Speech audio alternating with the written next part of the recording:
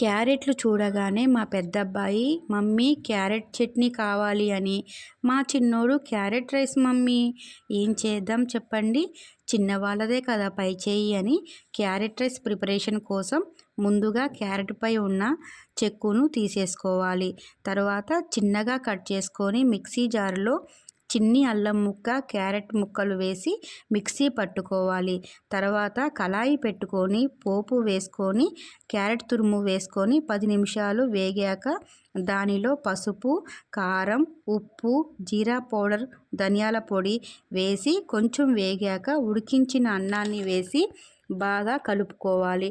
5 నిమిషాల తర్వాత కొత్తిమీర వేసుకుంటే సరిపోతుంది. మీకు నచ్చిన వారు చిన్న నిమ్మకాయను పిండుకోండి. అంతే కదా మరి.